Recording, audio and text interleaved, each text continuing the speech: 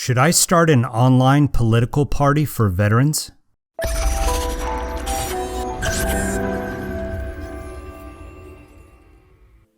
So what do you think? Should I start an online political party for veterans? Send in your nominations, take a qualification test, perhaps a debate or two, and the two highest scoring people become the president and the vice presidential candidates? Of course, this is a gross oversimplification, but it could work. I first started thinking seriously about running for president and what it would take during the 2016 presidential elections. Regardless of what side you were on, I think we can all agree that the campaigning was discouraging. Allegations, lies, entrapment, scandal. Let me sum it up by saying that it was undignified. Frankly, I thought we deserved better. The office of the President of the United States should be held by the brightest and the best that our country can offer. And since this great country of ours has so many amazing leaders, our elected officials should be of the highest caliber and capability. When I was at grad school, I studied the American presidency and the U.S. Congress. I learned a lot about what it takes to campaign and win. Let me give a few examples of what I learned. First, let's discuss some political theory. Here is the political spectrum. It goes from the ultra-left to the center, to the right, to the far right. The average voter doesn't vote in the primaries. The primary elections are mostly supported by the passionate, the men and the women on the extremes of the political spectrum, the outsides. That means the far right and the ultra-left. In order for a candidate to win in the primaries, they need to cater their platform to these extremes. Not to mention that a candidate needs to know which state to campaign in first and how to exploit the differences between a primary or a caucus. Then, if you do well in the primaries, you need to slide your ideological platform back into the middle ground to get your party's nomination at the national convention. This means that a successful candidate is extreme during the primaries, but softens out prior to the national convention.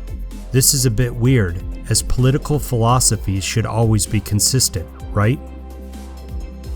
Another terrible characteristic of the campaign trail is that your opponents will make disparaging remarks or nasty implications about you or your family, whether it's true or not. Donald Trump might not care that his wife had a prolific modeling career, and Hillary Clinton might not care that her husband had a lot of fun while he was in the White House. But a man or woman of character would never subject their family to these kind of insults. For example, my wife is the most amazing, beautiful, and loving woman ever. You can make fun of me and treat me like trash all day long, but if you were to say or simply imply something about my wife, I'm gonna have to knock you out. One final campaigning consideration is budget.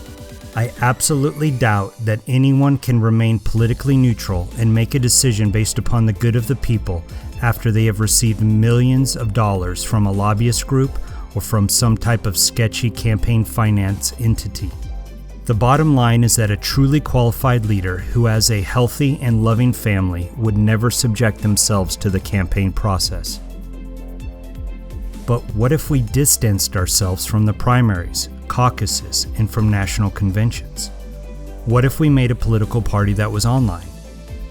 We would need some way to differentiate a candidate from a fully qualified candidate. Perhaps we could use a test. Perhaps we have debates. Perhaps we put all of this online so that the costs are low and the transparency is high. And once we get these candidates, we would need to get their names onto the ballot as a third-party candidate. This process varies from state to state, but for the most part, it simply requires a minimum number of supporters and signatures. Using social media and the internet, we can make this happen. It would not be easy, but it's very possible. And this is what got me thinking. America has produced some of the best leaders in history, both military leaders and civilian leaders. Leaders with character, not leaders who are characters. During my military career, I've had the privilege of working with and serving alongside some of the bravest and best leaders in the world, men and women I respect. They would be great congressional representatives, senators, presidents, but they would never tolerate or survive the undignified campaign system. So how do we get these great leaders into Capitol Hill? into the White House? How do we mitigate primary elections, an undignified campaigning process, and fight the Republicans and the Democrats and their hundreds of millions of dollars in campaign budget? The answer is simple. We beat the system by being smarter. We have to inspire people to start a political party. We have to inspire qualified leaders to run for office. We have to inspire people to change the system from within. Imagine a government run by leaders, not by politicians.